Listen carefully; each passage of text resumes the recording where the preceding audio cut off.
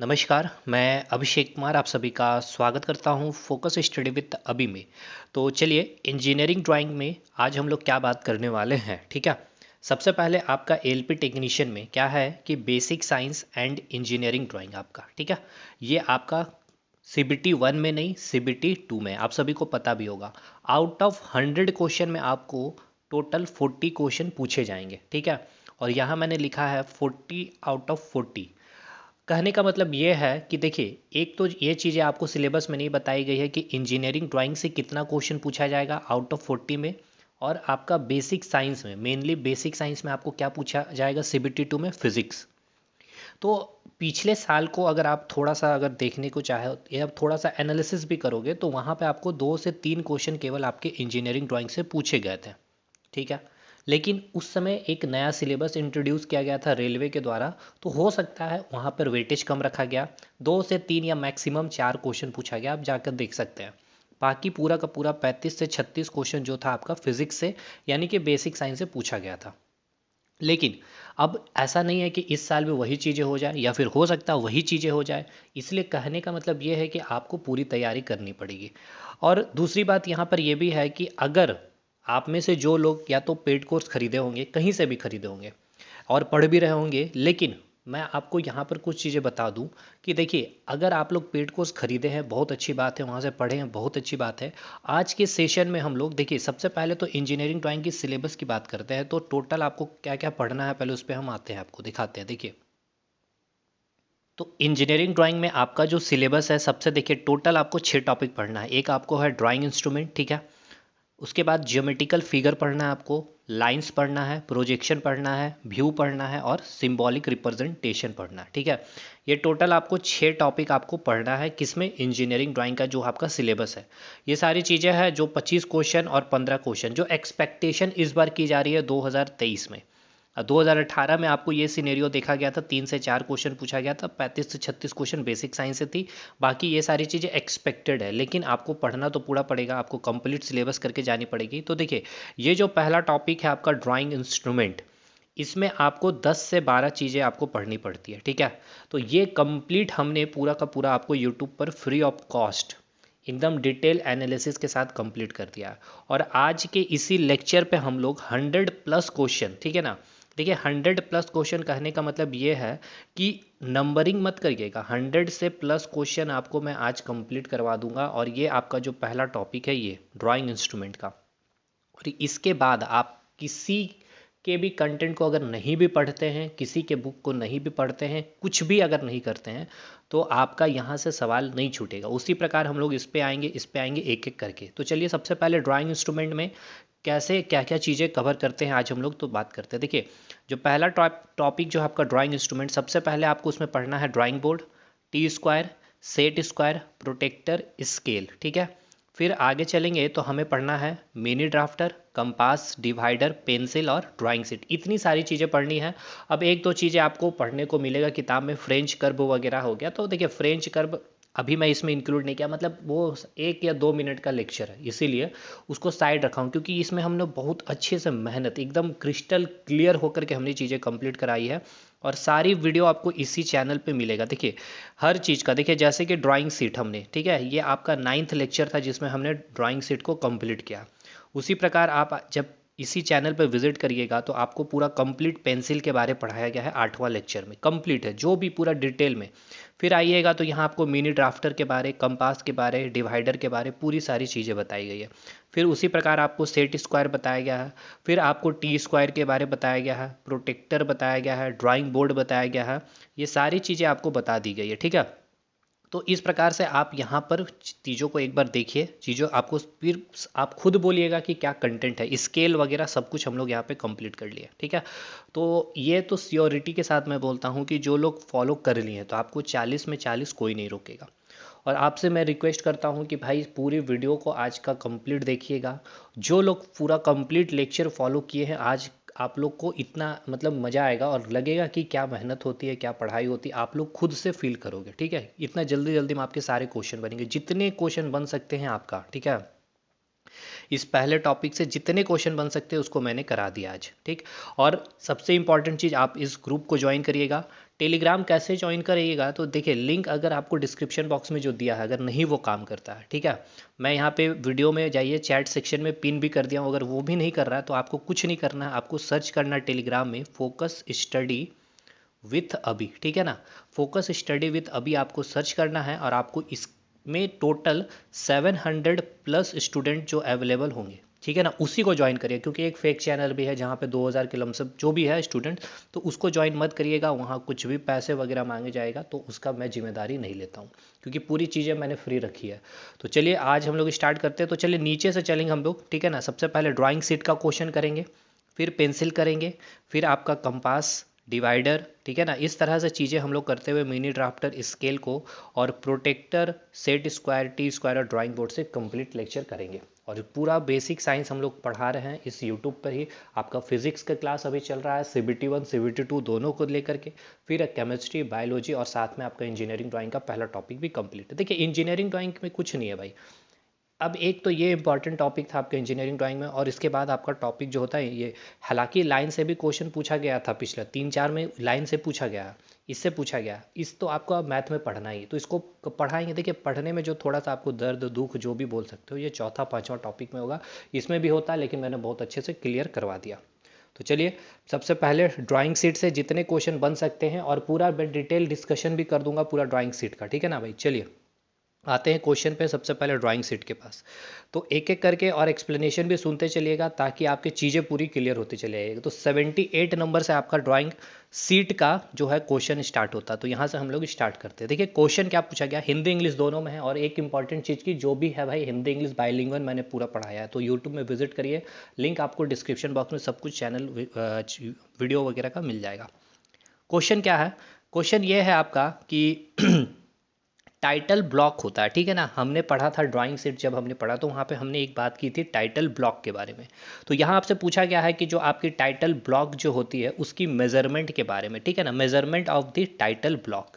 तो आपको मैंने बताया था जो आपका ड्राइंग शीट ये जो आपने बनाया था, और उसके बॉटम साइड में यानी नीचे के आपने दाएं साइड में क्या था, आपका एक टाइटल ब्लॉक आपको बनाना था। इसकी मेजरमेंट पूछी गई, यानी कि इसकी लंबाई और चौड़ाई।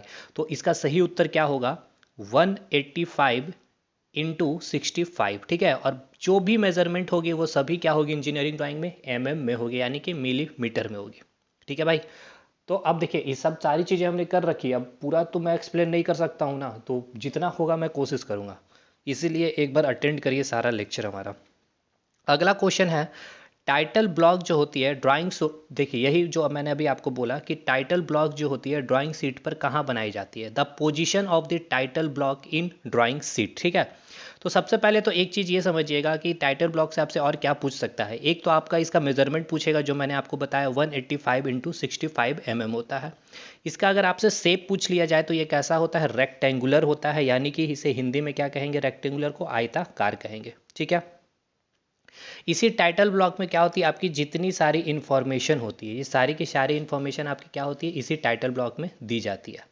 अगला इंपॉर्टेंट जो क्वेश्चन अभी यहाँ पर आपसे पूछा गया है कि ये कहाँ पर होती है, तो हमने क्या बताया, ये आपका ड्राइंग शीट है, और ड्राइंग शीट के बॉटम में, और बॉटम में किधर, तो ये क्या है आपका, ये आपका क्या हो जाएगा लेफ्ट, और ये क्या है आपका राइट, ये क्या है टॉप, ये क्या है आपका बॉटम, यानी ये आपका क्या कौन सा पोजीशन हो गया, बॉटम राइट, यानी कि नीचे में भी किस साइड, तो दाईं ओर, ठीक है। तो ये पॉइंट याद रखिएगा, किधर आप क्या बोलोगे, तो राइट साइड, ठीक है ना। कहाँ, तो बॉटम एकदम कॉर्नर में आपका, तो ये आपका उत्तर हो जाएगा बॉटम कॉर्नर में आपका किस साइड, तो राइट साइड, ठीक है।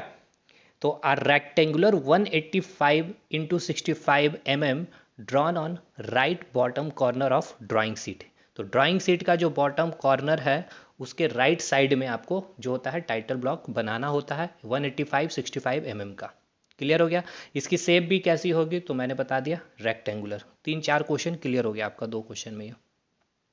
100+ आपका चीज़ें और पूरा रिवीजन हो जाएगा। सबसे बड़ी ड्राइंग सीट जो होती है उसकी माप पूछी गई है। तो सबसे पहले मुझे ये बताइए, ड्राइंग सीट जो हमने आपको बताया था 4-5 हमने ड्राइंग सीट की बात की, हालांकि 12 टाइप के ड्राइंग सीट होते हैं, लेकिन हमने क्या क्या बात किया था, आपका A0 किया था, A1 किया था, A2 किया था, A3 किया था और A4 किया था, ठीक है। सबसे बड़ी ड्राइंग शीट हमने कहा था कि वो क्या होती है, A0 होती है, ठीक है।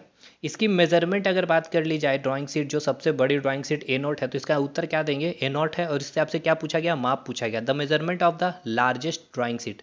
तो जो A0 है वो आपकी क्या होती है, लार्जेस्ट ड्राइंग शीट होती है, सबसे बड़ी ड्राइंग शीट होती है। इसकी मेजरमेंट की बात की जाए, विड्थ इनटू लेंथ, यानी कि चौड़ाई और लंबाई, इस तरह से हमने देखा था इसका मेजरमेंट। तो विड्थ क्या हमने देखा था, 841 इंटू 1189, और ये किस में होगा आपका डायमेंशन, तो mm में होगा, ठीक है। तो ये मेजरमेंट क्लियर हो गया। अगला ये, और उसके बाद हमने ये बताया था क्या, कि जैसे कि A0 का हमने देखा 841 इंटू 1189, ये क्या है आपका वृत्त है, और ये क्या आपका लेंथ है। तो अगला जो ड्राइंग शीट आएगा उसमें हम क्या करते थे, इस लेंथ को हाफ कर देते थे, तो 2 पचे 10, 2 नवा 18, 594, और ये जो वृत्त था उसको एज इट इज़ हम लोग लिख देते थे। ये हम लोग इस तरह से चीज़ें याद किए थे। तो इसमें हमने एक और चीज़ देखा था कि ये आपका A0 साइज का एक ड्राइंग शीट है, ठीक है। तो इसकी जो लंबाई थी, ठीक है, ये क्या थी, लंबाई थी, ठीक है, ये लंबाई। तो इसकी लंबाई को जब हम लोग हाफ किए थे तो अगला जो ड्राइंग शीट वो हमें मिल जाता था, ठीक है। फिर उसी प्रकार जब हम A1 की जो लंबाई थी, यानी कि ये लंबाई हो गई ये वाली, तो इसको जब हम हाफ करते तो क्या मिलता था, हमारा A2 मिल जाता था। तो हमने आपको बताया था एक चीज़ भी बताया था, रिलेशन बताया था, कि जो ड्राइंग शीट का जो रेशियो होता है, ठीक है ना, वो कितना होता है, उसका रेशियो बताया था, 1:2 बताया था। और साथ के साथ हमने ये बताया था ड्राइंग शीट की जो साइड्स होती है, साइड्स बोले तो यानी कि ये लंबाई और ये जो विड्थ होती है, इसका भी रेशियो हमने बताया था 1:√2। ये कैसे आया था, यानी कि A0 का जो आपका विड्थ और लंबाई, ठीक है ना, 841 गुना 1189 जो था, जब इसका रेशियो करते थे आप इनको, तो 1:√2 आता था, ठीक है। इतना सारा कुछ रिवीजन हो गया आपका।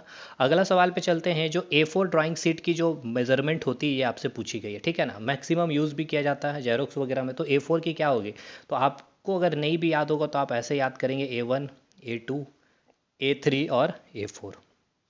इसकी कितनी होती है, 841 गुना 1189, ठीक है। इसको हमने हाफ करेंगे तो ये हमारा आ जाएगा 594 इंटू 841। फिर इसको हाफ करेंगे तो ये हमारे कितना हो जाएगा, 2 चौके 8, 2 दूनी 4, 420, 594। फिर इसको हाफ करेंगे तो अगला हमारा मिल जाएगा, दो 2 दूनी 4, 2 नवा 18, 2 सत्ते 14 और 420, ठीक है। ये डायगोनली आपका उतर जाता था। A4 अब हम लोग कैसे निकलेंगे, इसको हाफ करेंगे, क्या 420, तो ये आपका आएगा 210 गुना 297, ठीक है। तो अगर A4 का मेज़रमेंट आपसे पूछ लिया जाए तो क्या होगा आपका A4 का मेज़रमेंट, 210 गुना 297 mm। क्लियर हुआ कि नहीं हुआ, बताइए। ठीक है, अब आगे चलते हैं। ये हमने कर लिया। सबसे बड़ी ड्राइंग शीट आपकी क्या होती है, A0 होती है, 841 गुना 1189 mm। अगला ये, आप देखिए यहाँ आपसे पूछा गया है क्या, कि the ratio of sides of A drawing sheet की जो साइड है, यानी कि जो भुजा है, उसका अनुपात कितना होता है। तो हमने क्या बताया, ड्राइंग शीट की जो भुजा है, यानी कि ये लंबाई और ये चौड़ाई, इसकी जब रेशियो आपसे पूछी जाती है तो क्या होता है, 1:√2 होता है।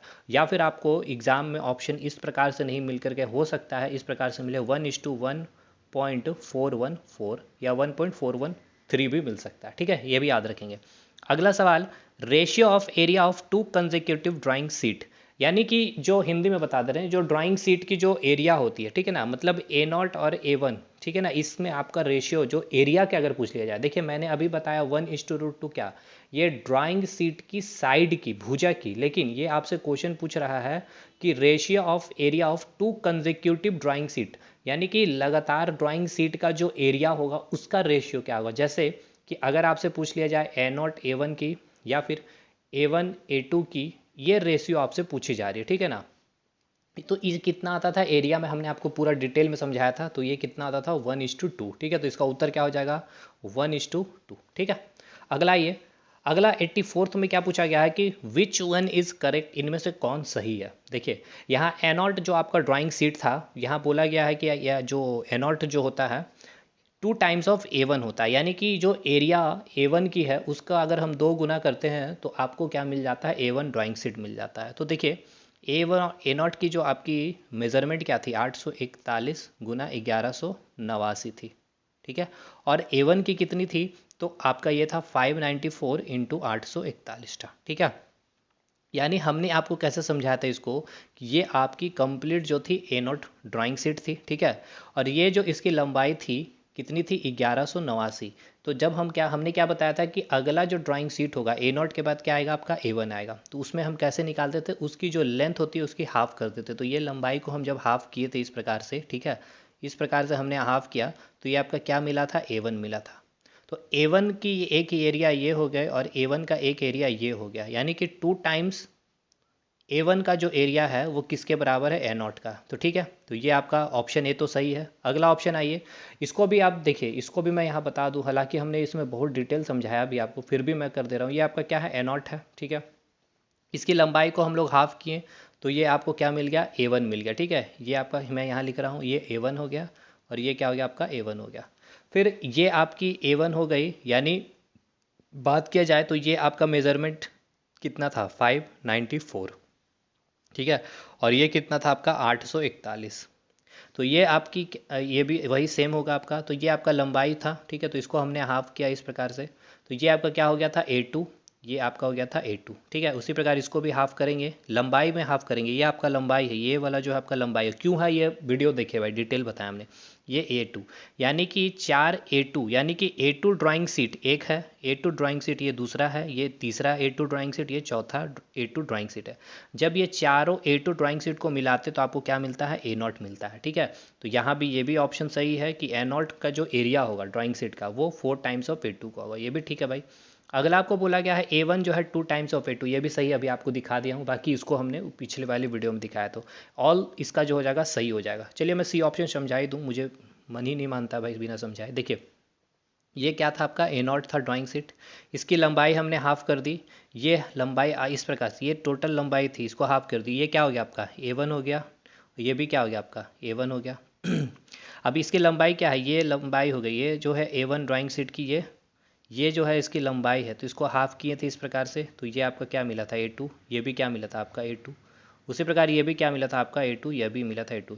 ये कंप्लीट ये आपका क्या है, देखिए मैं कलर चेंज करके बताऊं तो देखिए ये आपका क्या है, A1 है, ठीक है। उसी प्रकार ये भी क्या है आपका, A1 है। तो A1 जो मिला आपका 2A2 से मिला, यानी कि A1 ड्राइंग शीट जो मिली आपकी दो, जो A2 जो ड्राइंग शीट को जब आप दो A2 ड्राइंग शीट को लोगे तब आपको जाके A1 मिलेगा, ठीक है ना। यहाँ पे भी देखिए, यहाँ पर भी मिले। तो चलिए इसका सही उत्तर क्या हो जाएगा, क्योंकि देखिए यहाँ पे भी वही दिया, तो ऑप्शन डी जो हो जाएगा आपका सही हो जाएगा। अगला सवाल क्या पूछा गया है कि 85 नंबर का क्वेश्चन आपसे पूछा गया है कि जो, हाँ, किस ड्राइंग शीट का उपयोग अधिकतम किया जाता है, ठीक है। बहुत अच्छा सवाल है। तो मेनली ये आपसे ये पूछा जा रहा है कि आईटीआई में, ठीक है ना, कि आईटीआई में which drawing sheet mostly is use in engineering drawing. तो आपको मैंने बताया था A3 एंड A4 जो ड्राइंग शीट होती है उसको मोस्टली हम लोग यूज़ करते हैं। और इसकी मेजरमेंट की बात की जाए तो A3 की कितनी थी, 297 इंटू 420 याद हो गया होगा आपको। और A4 का क्या बताया, 210 इंटू 297, सबको याद भी होता है ये। अगला सवाल चलिए। अच्छा देखिए, ड्राइंग शीट में बहुत अच्छा सवाल है। ड्राइंग शीट में जो होता है टॉप मार्जिन की माप आपसे पूछी गई है। कहने का मतलब ये है कि पूछा क्या गया है, the measurement of top margin in drawing sheet.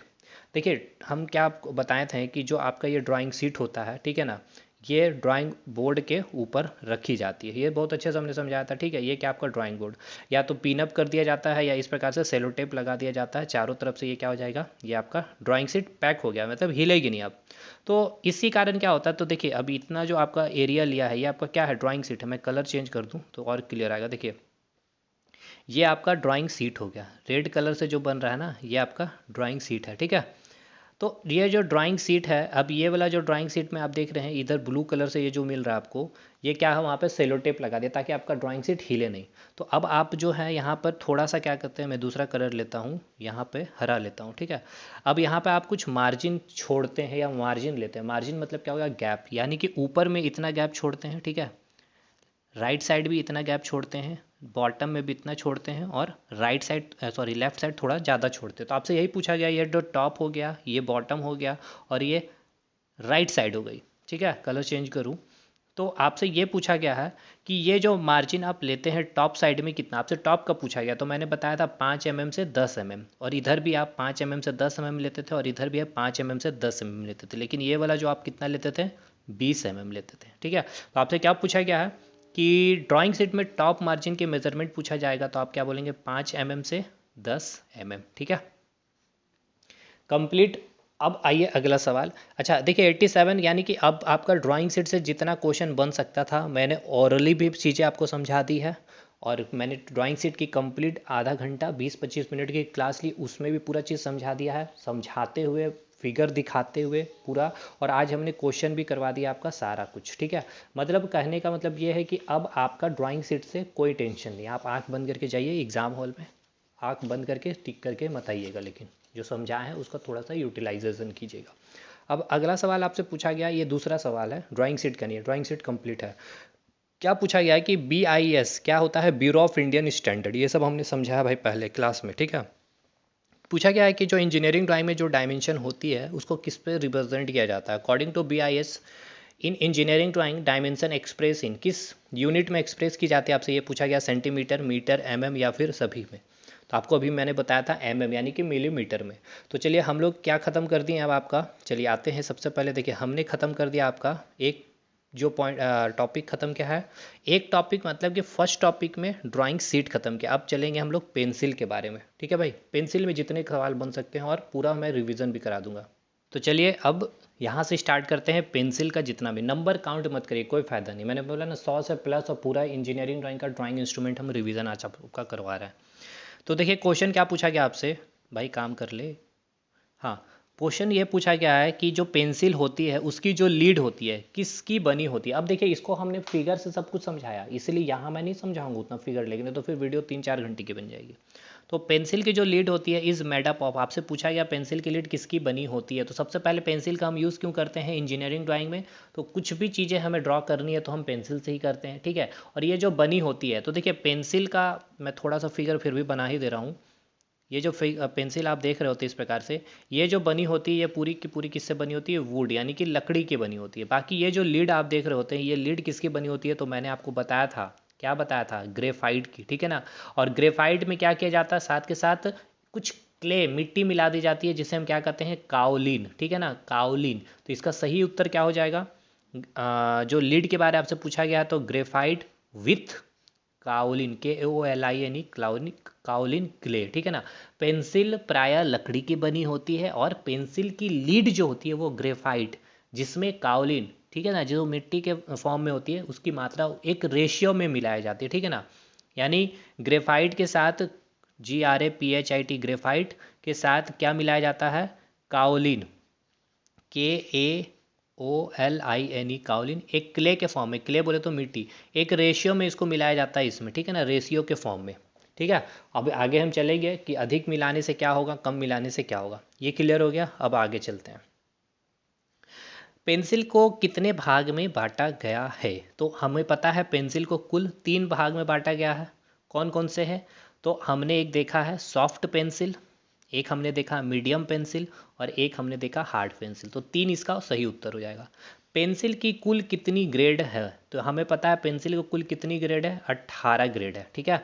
और 18 ग्रेड आपको जैसे अभी मैंने बताया कि पेंसिल को कितने भाग में बांटा गया, 3 भाग में, ठीक है ना। एक है सॉफ्ट, एक है मीडियम और एक है हार्ड। इसमें 6 पेंसिल मिलेंगे, यानी कि 6 पेंसिल, ये जो ग्रेड है 6 जो ग्रेड है ना उस 6 ग्रेड के पेंसिल यहाँ मिलेंगे, यहाँ पर 6 ग्रेड के पेंसिल मिलेंगे और यहाँ पर 6 ग्रेड के पेंसिल, तो टोटल कितना ग्रेड हो गया, 18 ग्रेड। तो आपसे अगला सवाल पूछा गया था कि पेंसिल की कुल कितनी ग्रेड होती है, how many grade of pencil, तो आप क्या बोलेंगे, 18, ठीक है। 18 में क्या क्या, चलिए मैं उसको लिख भी देता हूँ। सबसे पहले हम लोग स्टार्ट करते हैं 9H से, फिर आपका आता है 8H, फिर आपका आता है 7H, फिर आपका आता है 6H, फिर आपका आएगा 5H, फिर आएगा आपका 4H, फिर आपका आएगा 3H, फिर आपका 2H, फिर आपका आएगा H, फिर F, फिर HB, फिर हो गया B, फिर हो गया 2B, फिर हो गया 3B, फिर हो गया आपका 4B, और इधर हो गया 5B, 6B और 7B, ठीक है। 7B और 9H ये सबसे हार्ड पेंसिल होती थी और ये सबसे सॉफ्ट पेंसिल होती थी, ठीक है। टोटल 18 ये ग्रेड है, देखिए इसको काउंट करिएगा तो टोटल 18 मिलेगा आपको, जिसमें से पहला, दूसरा, तीसरा, चौथा, पांचवा और ये छठा, ठीक है। मैं कलर चेंज करूँ तो ये रहा, यानी कि यहाँ तक जो है आपका, ये आपको जो मिल रहा है ये आपका जो ग्रेड है, यानी कि 9H, 8H, 7H, 6H, 5H, 4H ये ग्रेड हो गया। ये कैसी पेंसिल है? तो ये हार्ड पेंसिल है, ठीक है, H फॉर हार्ड, ठीक है। अब मैं कलर चेंज करूँ थोड़ा, तो मैं ब्लैक कलर लेता हूँ, ठीक है। तो अब यहाँ से जो आपको मिलेगा यानी कि 3H से, 1 हो गया, 2 हो गया, 3 हो गया, 4 हो गया, 5 हो गया, 6 हो गया, यानी कि B तक। ये कैसी पेंसिल है आपकी? B तक ये जो आपको मिलेगी ये आपको सॉफ्ट पेंसिल मिलेगी, S फॉर सॉफ्ट। और मैं कलर अगला चेंज करके बताऊँ तो 2B से, यानी कि 2B एक हो गया, उसके बाद आपका हो गया 3B, 4B, 3, 4, 5, 6, ठीक है। तो ये आपका किस में आएगा? मैं कलर चेंज कर लूँ यार, ये आपका आएगा किस में? तो ये आपका आएगा सॉफ्ट पेंसिल में। अच्छा सॉरी, ये आपको मैंने सॉफ्ट बोल दिया, ये आपका सॉफ्ट नहीं होगा भाई, ये आपका आएगा मीडियम पेंसिल में, ठीक है ना, माध्यम पेंसिल में, मध्यम पेंसिल में, मैंने बता दिया है, ठीक है। ये हार्ड पेंसिल हो गया, ग्रेड समझ गए। ये मीडियम पेंसिल हो गया, और ये जो आप येलो कलर से देख रहे हैं ये आपका क्या आएगा? सॉफ्ट पेंसिल के अंदर आएगा। क्लियर? 18 ग्रेड क्लियर हो गया। यहाँ नहीं भी हुआ होगा तो हमने वहाँ कर दिया बहुत अच्छे से। काओलिन की मात्रा अब आपसे देखिए पूछा गया, बहुत अच्छा है कि अधिक रेशियो में मिला देने पे क्या होता है, ठीक है ना, अच्छा सवाल है ये। तो इसको अगर if we increase the quantity of kaolin pencil become, तो हमने क्या कहा था कि अगर आप ग्रेफाइट के साथ, ठीक है ना, काओलिन की मात्रा एक रेशियो में मिलाते हैं, और अगर अधिक अमाउंट में मिला देते हैं, यानी कि मोर दी काओलिन, ठीक है ना, मोर दी काओलिन, जो हार्डनेस होती है पेंसिल की क्या होती है? वो अधिक हो जाती है, ठीक है ना। तो पेंसिल कैसे हो जाएगी? सॉफ्ट हो जाएगी, हार्ड हो जाएगी, रफ हो जाएगी, या इनमें से कोई नहीं। तो काओलिन की मात्रा अधिक होने पे वो कैसी हो जाएगी? हार्ड हो जाएगी। अगला सवाल अगला सवाल नहीं है तो चलिए, मैं नहीं लिया गया तो मैं अगर बता दूँ, अगर काओलिन की मात्रा अगर कम कर दी जाए, ठीक है ना, अगर काओलिन की मात्रा कम हो जाएगी तो क्या हो जाएगा? आपका पेंसिल सॉफ्ट हो जाएगा, ठीक है। तो ये भी याद रखेंगे आप। अगला सवाल चलिए 64 में क्या पूछा गया है कि इंजीनियरिंग ड्राइंग में क्या बोला गया है कि अधिकतर किस पेंसिल का उपयोग किया जाता है? देखिए, इंजीनियरिंग ड्राइंग की अगर बात की जाए तो सबसे अधिक जो पेंसिल का यूज़ किया जाता है, यहाँ मैं लिख रहा हूँ HB, H, 2H और एक आपका 3H, ठीक है। HB का फुल फॉर्म भी आपके एग्जाम में पूछ लिया जाता है, तो याद रखिएगा हार्ड बोल्डनेस, ठीक है। तो आइए इसको हटाइए अभी, हार्ड बोल्डनेस को। तो टोटल ये 4 पेंसिल मैक्सिमम आपको यूज़ की जाती है किस में? तो इंजीनियरिंग ड्राइंग से। अगर आपको अभी ग्रेड याद आ रही होगी तो ये चारों के चारों पेंसिल का नाम मैंने लिया था मीडियम पेंसिल में, ठीक है ना। तो ये कैसी पेंसिल है जो सबसे मोस्टली यूज़ की जाती है? तो मीडियम पेंसिल। लेकिन इस मीडियम पेंसिल इन चारों में भी अगर आपसे पूछ लिया जाए किसकी सबसे अधिक यूज़ होती है इन चारों में, तो आप क्या कहेंगे? 2H की, ठीक है ना, सबसे अधिक 2H पेंसिल का प्रयोग किया जाता है। तो देख लीजिएगा ऑप्शन में क्या है, यहाँ आपसे देखिए 2H नहीं पूछा है, मीडियम पेंसिल पे आप टिक करके आएंगे, ठीक है। तो क्लियर हो गया। अगला चलिए, अगला पूछा गया है कि पेंसिल जितना कठोर होता है उतना डैश लिखवाता है, यानी कि हार्ड पेंसिल लीड प्रोड्यूस, मतलब कि जितना पेंसिल जितना भी हार्ड होगा तो उससे कैसी, मतलब जो लाइन आप खींचोगे वो पतली लाइन होगी इस प्रकार से, या फिर मैं दिखाता हूँ, या फिर इस प्रकार से मोटी लाइन होगी, ठीक है ना। यही आपसे पूछा गया। तो देखिए, अगर जो आप पेंसिल यूज़ कर रहे हैं, यहाँ पे आपसे क्या पूछा गया? पेंसिल जितना कठोर है, यानी कि हार्ड पेंसिल के बारे में पूछा गया, ठीक है। H फॉर हार्ड पेंसिल, ठीक है ना। हार्ड पेंसिल होगी तो वो उससे जो आप हो सक क्या कैसी लाइन खींच सकते हैं? हल्की और पतली रेखा, ठीक है ना, हल्की और पतली रेखा। हल्की यानी कि लाइटर, ठीक है ना, पतली बोले तो थिन। क्लियर हो गया। लेकिन यही अगर आपसे पूछ लिया जाए पेंसिल कठोर के जगह, अगर आपसे पूछ लिया जाए सॉफ्ट पेंसिल के बारे में, तो सॉफ्ट पेंसिल से आप क्या करेंगे? सॉफ्ट पेंसिल से आप कैसे रेखा खींचेंगे? तो आप बता सकते हैं गाढ़ा और कैसा? थिक, ठीक है ना, यानी कि गाढ़ा और मोटा, मोटा एंड गाढ़ा। क्लियर हो गया भाई। अब आगे चले, तो चलते हैं अब हम लोग आगे। विच पेंसिल इज मोस्टली यूज, ये हो गया कठोर पेंसिल। क्लियर हो गया आपका, कैसा होगा? हल्का लाइन खिंचाएगा, कठोर सा, सॉफ्ट से थिक और डार्क। चलिए, विच पेंसिल इज मोस्टली यूज, आपसे पूछा गया हिंदी में कि इंजीनियरिंग ड्राइंग में किस किस पेंसिल का मोस्टली यूज़ किया जाता है, तो हमने बताया मीडियम पेंसिल। और मीडियम पेंसिल में भी देखिए क्या बोला था आपको? 2H पेंसिल का सबसे अधिक यूज़ किया जाता है, ठीक है भाई। अब आइए, निम्न में से सबसे नर्म पेंसिल के बारे में पूछा गया, तो मैंने आपको क्या बताया था? 7B जो है आपका सबसे सॉफ्ट पेंसिल होता है, यानी कि नर्म पेंसिल होता है। और यही सॉफ्ट पेंसिल जो होती है ना, इसका हम यूज़ करते हैं शेडिंग करने के लिए, ठीक है ना। शेडिंग करने मतलब क्या है कि जैसे देखिए आपने ये एक घर बनाया, तो ऊपर वाला पार्ट को शेडिंग करते हैं। तो ये जो शेडिंग करेंगे ये किस पेंसिल से करेंगे आप? तो सॉफ्ट पेंसिल से करेंगे, ठीक है ना, नर्म पेंसिल से। ये भी आपके एग्जाम में पूछा जाता है। अगला सवाल पूछा गया है कि निम्न में से सबसे कठोर पेंसिल कौन सी है? तो मैंने आपको बताया है 9H जो है सबसे कठोर पेंसिल है आपकी। अगला ये, इफ़ वी इंक्रीज, बहुत अच्छा सवाल, if we increase the temperature the hardness of lead. मुझे नहीं लगता कि अभी आपको कोई किताब में ये सब क्वेश्चन मिलेगा, ये जो मैं अभी बता रहा हूँ। ये सब कुछ कुछ क्वेश्चन, मैंने सारे क्वेश्चन किताबों से भी लिए हैं, ऐसा बात नहीं है। उसके देखिए मैंने कहाँ कहाँ से लिया बता देता हूँ। जो पब्लिकेशन अवेलेबल है मार्केट में, क्योंकि भाई मैं पहले कहा हूँ कि किताबें पढ़ता हूँ भी हूँ मैं, और हमेशा पढ़ूंगा, और आगे जब तक मैं पढ़ाऊँगा तब तक पढ़ूंगा, क्योंकि पढ़ूंगा तभी चीज़ें, नई नई चीज़ें सीखूंगा हर एक दिन। खैर, लेकिन हाँ, इसके अलावा देखिए आपके जितने पीएसयू हैं, जैसे कि सेल हो गया, स्टील प्लांट वगैरह में जो होता है ना, यहाँ से इंजीनियरिंग ड्राइंग से पूछे जाते हैं, उसका भी मैंने ले लिया है क्वेश्चन। और बाकी जितना मुझसे बन सकता था, मेरे थ्रू जो क्वेश्चन अपने से बन सकता था वो भी मैंने बनाया। तो ये भी आपको देखिए अच्छा क्वेश्चन, अभी नया क्वेश्चन है ये सब, कि if increase the temperature the hardness of lead, यानी कि ताप बढ़ने से पेंसिल की लीड की कठोरता क्या होगी? इंक्रीज हो जाएगी, डिक्रीज हो जाएगी, नो इफेक्ट। तो देखिए मैं आपको बताता हूँ, मैंने बहुत डिटेल में समझाया भी था, बहुत जल्दी मैं यह समझाता हूँ कि अगर आपकी टेम्परेचर इंक्रीज होती है, जो लीड की जो हार्डनेस होती है वो क्या हो जाती है? डिक्रीज हो जाती है, ठीक है ना। हार्डनेस क्या हो जाती है? लीड की डिक्रीज हो जाती है। इसका मतलब क्या है कि गर्मियों के टेम्परेचर इंक्रीज मतलब क्या है? गर्मी के दिन, तो गर्मी के दिन में अगर हार्डनेस क्या हो गई? कम हो गई है, ठीक है ना। अगर हार्डनेस कम हो गई है, हार्डनेस कम हो गया मतलब ये किस में चेंज हो गया? आपका सॉफ्ट में कन्वर्ट हो गया है। तो यानी कि आपसे क्या पूछा गया यहाँ पे क्वेश्चन में, ये कि if we increase the temperature hardness of lead क्या हो जाएगी? हार्डनेस ऑफ लीड डिक्रीजेस, ठीक है ना। ड्यू टू, सुन लीजिए ध्यान से, due to increase in temperature, यानी कि ताप बढ़ने से पेंसिल की लीड की कठोरता कम हो जाती है। The hardness of lead decreases, it means क्या? Pencil become softer due to rise in temperature. तो ऐसे भी क्वेश्चन पूछ सकता है कि अगर हम टेम्परेचर को, ठीक है ना, सॉरी, अगर हम हार्ड पेंसिल को सॉफ्ट पेंसिल में कन्वर्ट करना चाहते हैं, यानी कि कठोर पेंसिल को हम नर्म पेंसिल में कन्वर्ट करना चाहते हैं, तो उसके लिए हम टेम्परेचर को इंक्रीज करेंगे या डिक्रीज करेंगे? तो टेम्परेचर इंक्रीज करेंगे तब जाकर आपकी लीड की जो हार्डनेस होगी वो क्या होगी? डिक्रीज होगी। क्लियर हो गया? आगे आइए। अच्छा सवाल, ये भी नया नया क्वेश्चन ये सब। ग्रीष्म ऋतु में किस पेंसिल का उपयोग मुख्यतः करनी चाहिए? इन summer season which type of pencil mostly use? Soft pencil, medium pencil, hard pencil. देखिए ग्रीष्म ऋतु मतलब क्या है आपका? समर, सॉरी सॉरी सॉरी, हाँ ठीक है, ग्रीष्म ऋतु है ना, यानी क्या है? यानी कि टेम्परेचर हाई है, और टेम्परेचर हाई है तो आपकी हार्डनेस क्या हो गई? डिक्रीज हो गई है ना जी। इन समर सीजन, यहाँ क्या क्वेश्चन पूछा गया? इन समर सीजन मोस्टली किस टाइप की हम पेंसिल यूज़ करते हैं?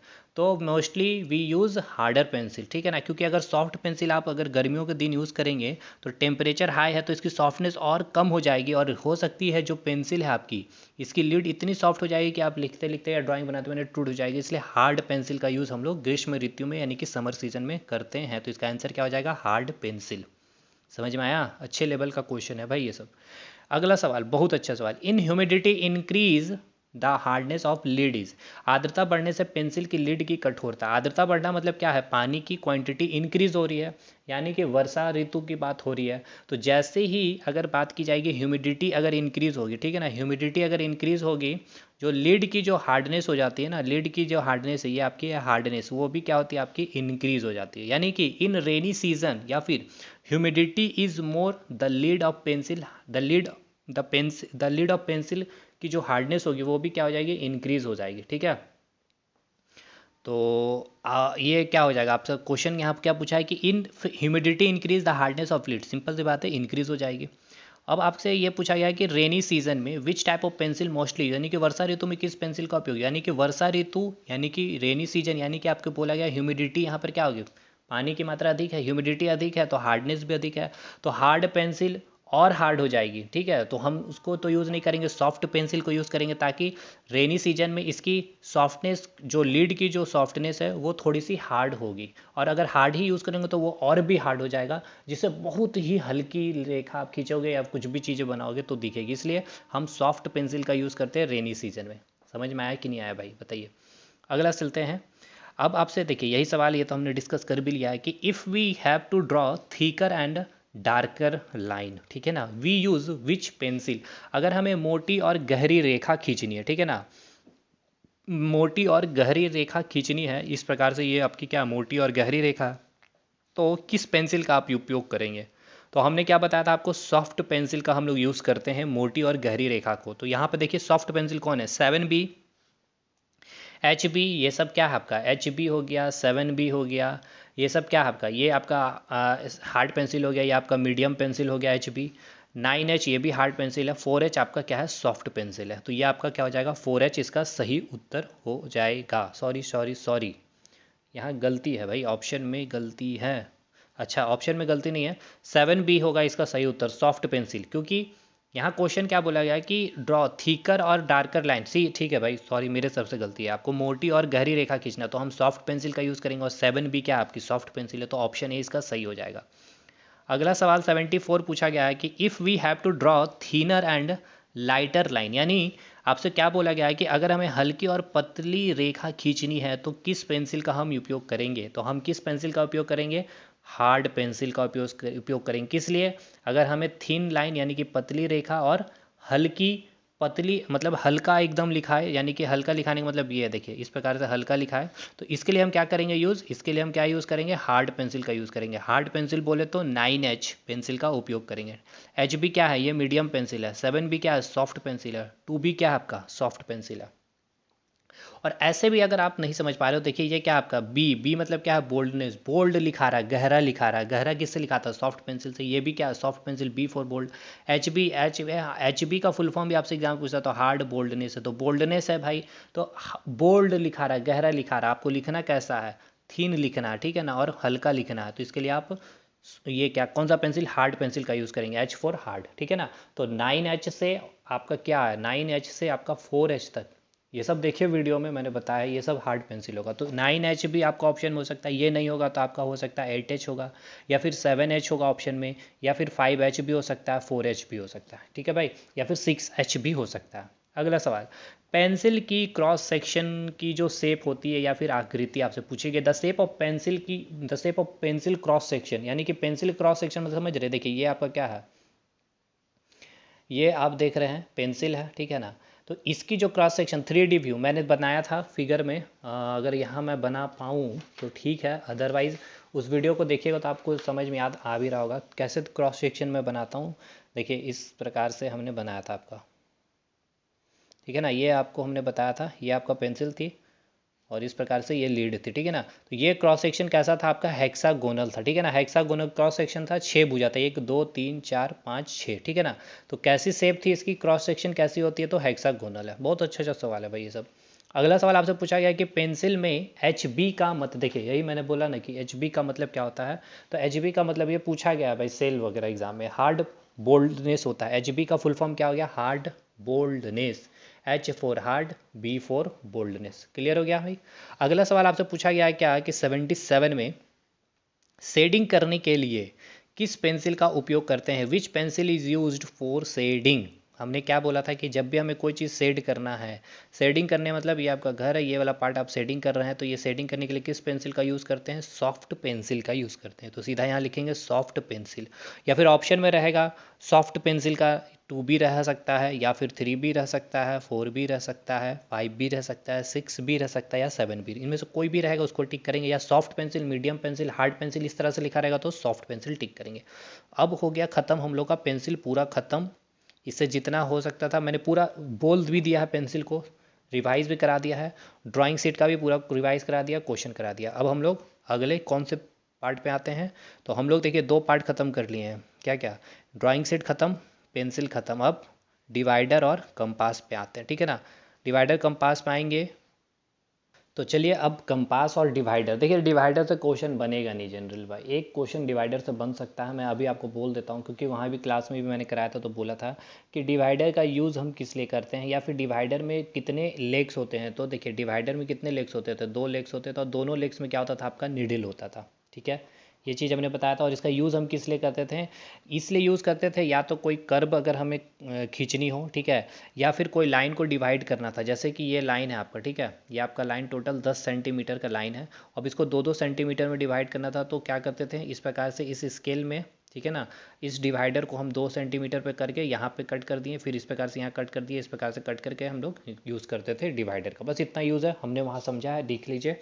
डिवाइडर से ज़्यादा क्वेश्चन बनेगा नहीं, बनेगा कंपास से 3-4 क्वेश्चन। तो चलिए उस पर देखते हैं। देखिए 58 क्वेश्चन, नंबर मत दिखिएगा, 100 उससे ऊपर आपका हो जाएगा। अभी तक हम लोग 40-45 क्वेश्चन कर लिए हैं। छोटी कंपास से आपका क्वेश्चन है कि छोटी कंपास द्वारा कितने व्यास के वृत्त, देखिए सब सुन लीजिए क्वेश्चन क्या बोला गया कि छोटी जो कंपास है उसके द्वारा कितने व्यास के वृत्त व चाप खींचे जा सकते हैं। By the use of small compass we draw dash diameter of circle and arc. सबसे पहले समझिए कि कंपास का जो यूज़ हम लोग करते थे, किस लिए यूज़ करते थे। एक तो आर्क बनाने के लिए, आर्क बोले तो इस प्रकार से जो हम आर्क बनाते हैं, या फिर हम कोई वृत्त खींचने के लिए, या फिर सर्कल यानी कि चाप और वृत्त बनाने के लिए हम कंपास का यूज़ करते थे। किसकी बनी होती थी, तो ये बनी होती थी आपकी स्टील की बनी होती थी। और इसमें भी क्या होता था, 2 लेग्स होता था, एक में निडिल होता था और एक में आप क्या करते थे, पेंसिल या फिर जो पेन होते हैं, ठीक है ना, उसको यूज़ करते थे। उसमें लगा करके कोई भी ड्रॉ करना होता था तो करते थे, ठीक है। उसके बाद आपसे ये भी पूछा जाता है कि जो जो निडिल होती है वो किसकी बनी होती है। तो आप क्या बोलोगे, मैंने बताया था क्या, क्रोमियम स्टील की ये बनी होती है, ठीक है। अब देखिए कंपास का जो होता है क्या कि हम 3 टाइप के कंपास यूज़ करते हैं। एक होता है आपका लार्ज कंपास, एक होता है आपका स्मॉल कंपास, एक होता है आपका बीम कंपास। स्मॉल कंपास को हम बो कंपास भी कहते थे, ठीक है। ये सब डिस्कस किए।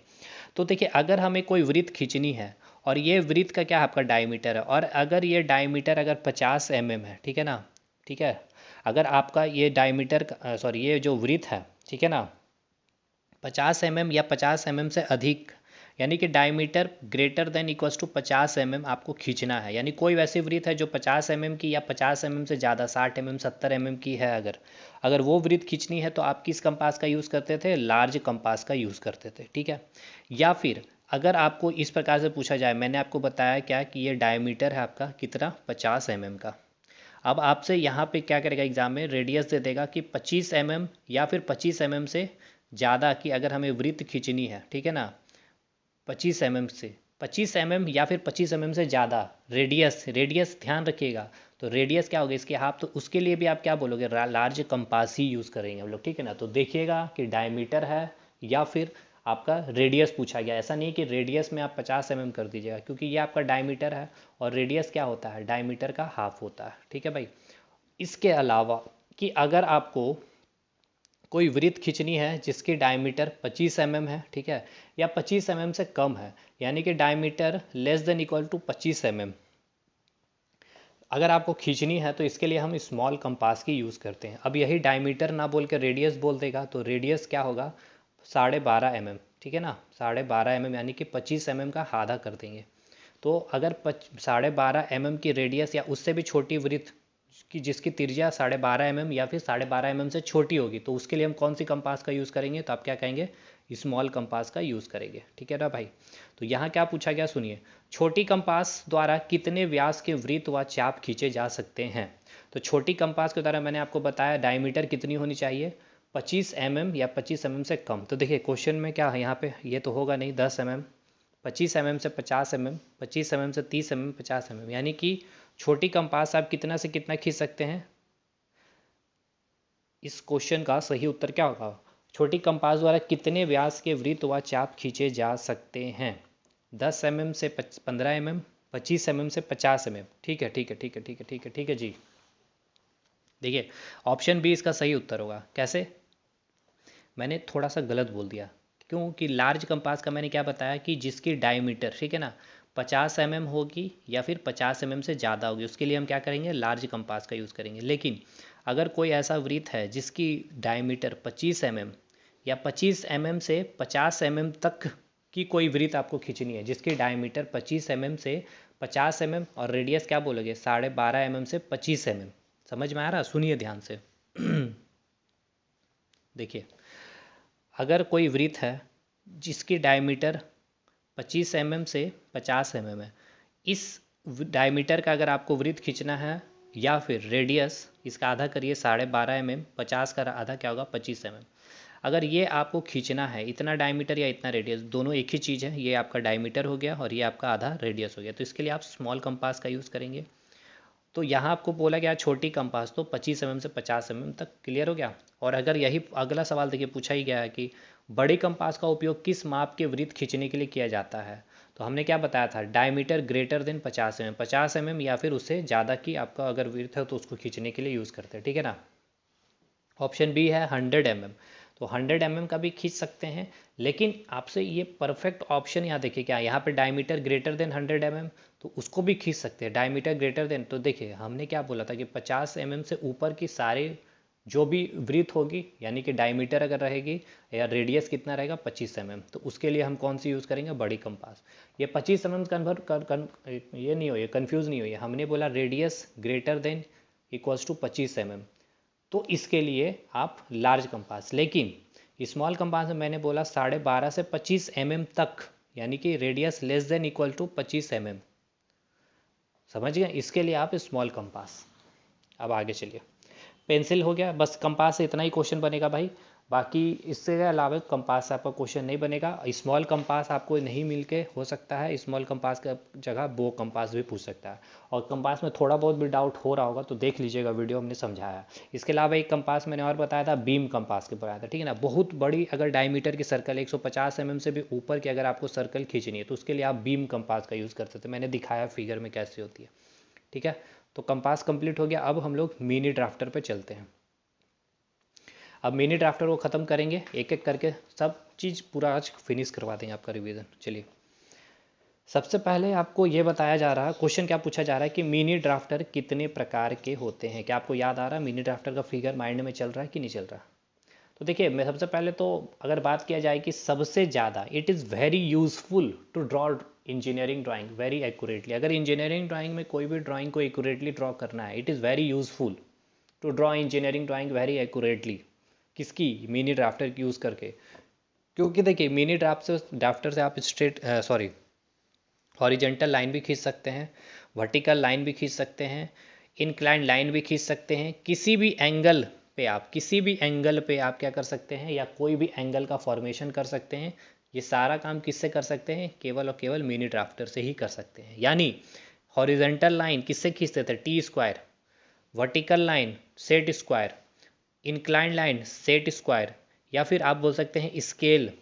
ये तीन चीज़ का नाम मैंने लिया, टी स्क्वायर, सेट स्क्वायर और एक स्केल का, और एक आपका कोई भी एंगल बनाना, यानी कि प्रोटेक्टर से बनाते थे। तो ये सारा चीज़ आप किससे बना सकते हैं, मिनी ड्राफ्टर से। यानी कि सेट स्क्वायर को, स्केल को, प्रोटेक्टर को और टी स्क्वायर को, इस चारों को रिप्लेस करने वाला कौन था, तो आपका मिनी ड्राफ्टर था। याद आ रहा आपको, याद आ रहा कि नहीं आ रहा बताइए। तो आप यहाँ पे फिर मैंने आपको क्या, अच्छा चलिए, क्वेश्चन बोला गया कि मिनी ड्राफ्टर कितने प्रकार के होते हैं, तो 3 प्रकार के होते हैं।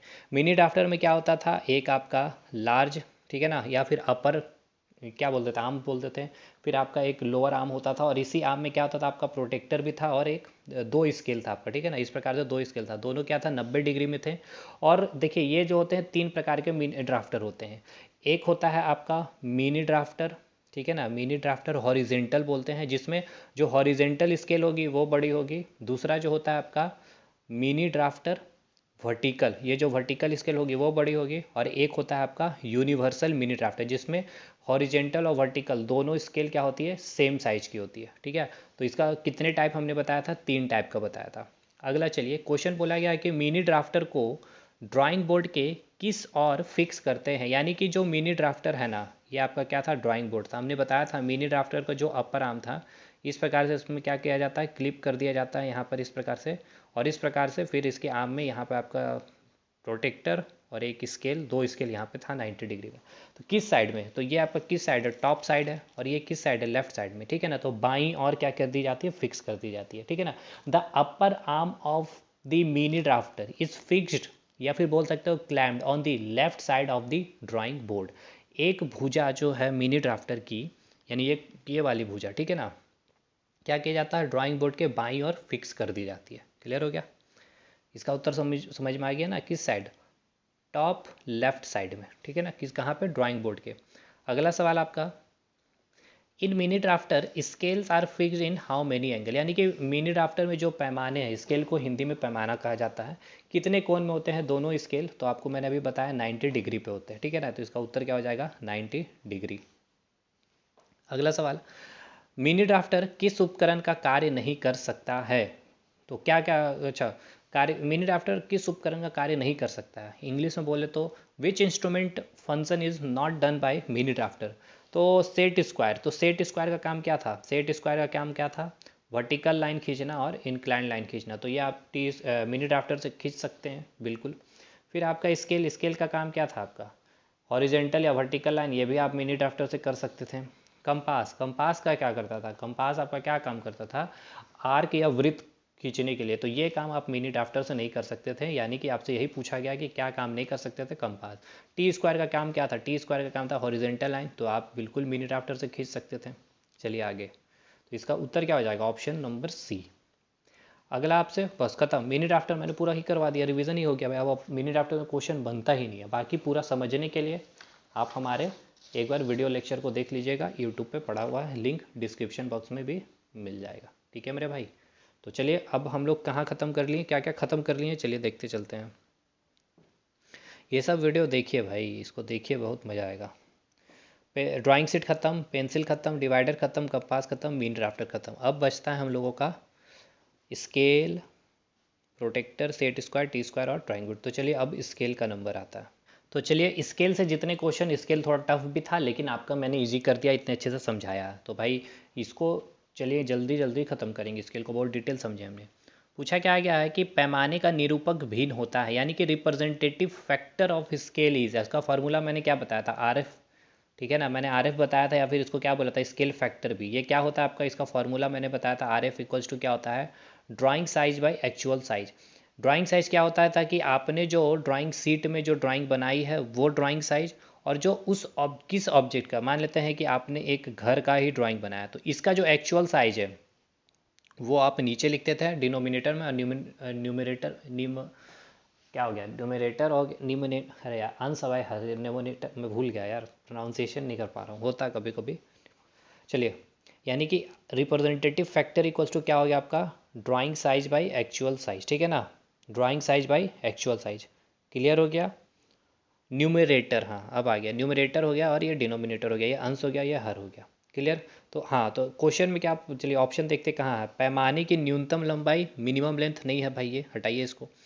अगला ऑप्शन देखिए, ड्राइंग में वस्तु की प्रदर्शित माप, हाँ तो ये रहा, देखिए ड्राइंग में वस्तु की, यानी ड्राइंग में आपने जो वस्तु को बनाया है वो वाला साइज, बटे हमने क्या बताया, जो वस्तु की एक्चुअल साइज है। तो देखिए वस्तु की वास्तविक size, actual size of object, option B, ये तो आपको याद ही होगा। अगला ये, पूर्ण आकार पैमाने का आरएफ होता है, हमने बोला था क्या कि साइज के आधार पर तीन टाइप के हमने स्केल बताए थे। एक था आपका फुल साइज स्केल, ठीक है, एफ एस एस, यानी कि फुल साइज स्केल। एक आपका था रिड्यूसिंग स्केल, और एक था आपका इन लार्जिंग स्केल। ठीक है, तो हमने क्या बताया था, पूर्ण आकार पैमाने का, यानी कि फुल साइज स्केल में जो हमने इस रेशियो जो बताया था 1:1, यानी कि आर एफ वैल्यू क्या आया था इसमें, 1:1 आया था, है ना, यही आया था ना, आर एफ इक्वल टू क्या था, drawing size by actual size. जैसे मैंने हथौड़ा का एग्जांपल दिया था, है ना, हथौड़ा का हमने आराम से मेज़रमेंट, जो जो इसकी एक्चुअल मेज़रमेंट थी वही हमने ड्राइंग सीट में भी बनाई, और वही उसकी एक्चुअल साइज तो वही हो गई, तो उसका डिवाइड करेंगे तो क्या आएगा, 1:1। तो इसका रेशियो आर एफ वैल्यू क्या आएगा, 1:1। इसको देखिएगा अगर नहीं आपको समझ याद आ रहा तो।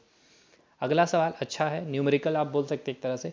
निरूपक भिन्न में 20 सेंटीमीटर की दूरी 1000 मीटर को प्रदर्शित करती है, तो आर एफ क्या होगी, यानी कि 20 सेंटीमीटर डिस्टेंस जो है represent 1000 mm in representative factor then value of R F. सुन लीजिए इसको बनाने से पहले, देखिए फुल साइज स्केल आपको समझ में आ गया कि जो आपको ऑब्जेक्ट की ड्राइंग बनानी है, जैसे कि वो ऑब्जेक्ट, वैसा ऑब्जेक्ट जो एक्चुअल जो लेंथ है, जैसे कि हथौड़े का लेंथ था मान लेते हैं, ठीक है, इसकी लेंथ थी ये 20 सेंटीमीटर की थी, तो ये आराम से हम ड्राइंग शीट में उतार सकते थे। लेकिन ये हो गया आपका फुल साइज स्केल हो गया, ठीक है ना। अगर लेकिन आपको घर का अगर मैप बनाना है, या फिर एकदम छोटा सा नट वोल्ट है उसकी, उस पुर्जे का आपको इमेज बनानी है, ड्राइंग बनानी है, तो उतना छोटा इमेज बनाओगे तो भी आपको जो इंजीनियर है या जो कंपनी के पास जाएगी उसको भी समझ में नहीं आएगा, और देखने में भी अच्छा नहीं लगेगा। अब इतने बड़े घर का भी आपको उस A4 साइज या फिर A0 साइज ड्राइंग शीट पर आपको बनानी है, तो वो भी नहीं बना पाओगे।